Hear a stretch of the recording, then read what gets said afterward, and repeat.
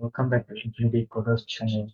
In today's video, let's look into how do we reverse a string, which is a common programming task that can be easily accomplished by using both Java and Kotlin. So the first thing that you have to do is first you have to create a new class, or I name it as string reverser. So once you define your class, the second thing is here is an original string hello world.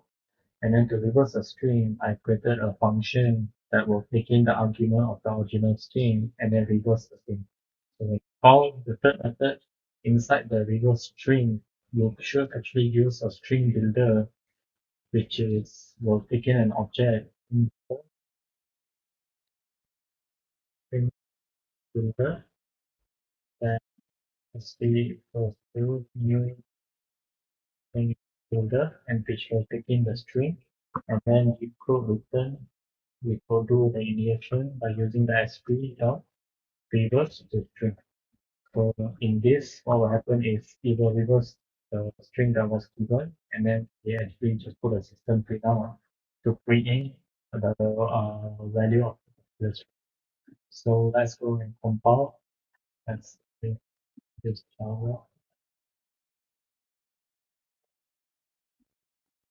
and Java string reverse file. I'm trying to compile. So once compiled, I'm running the file. So we can see here the first one is hello and then you see that it's actually being reversed. So with this, I hope it helps people to know how to reverse a string. Okay. Please drop a like.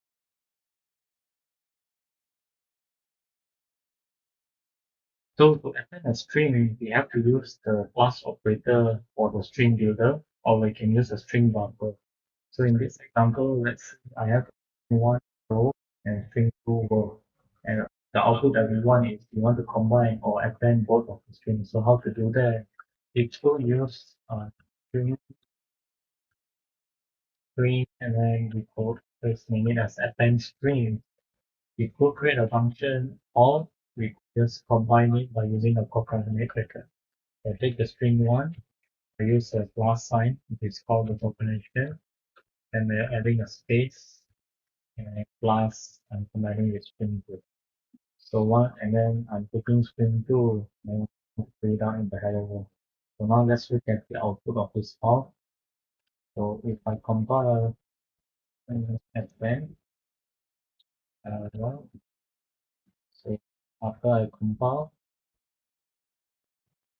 let's run and here, you can see that it's actually hello.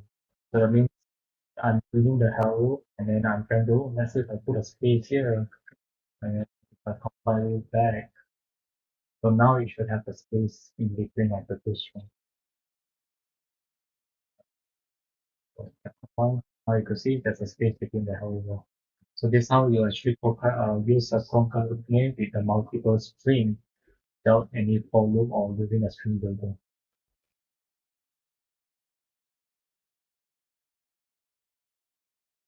In the previous video, we see how do we combine multiple strings by using the plus operator.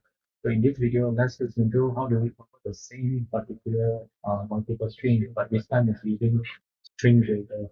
So for string builder, we are able to use st dot append, and when we put add uh, the words that we want. So in this case, I'm adding low, and then if you do one multiple word, we just have to. So in this case, I'm just adding four into here, and here is a space. So with that, you have to finally use string and string, and then convert it to string for each string. And I'm just printing one fn string one into the output hello.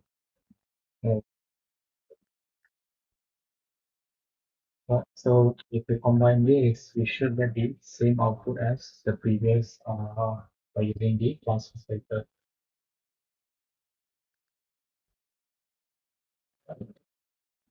So now you see the previous one and the new one using the string video, both output in the same error filter. So if you do like, you just like, subscribe, and put a comment in the channel.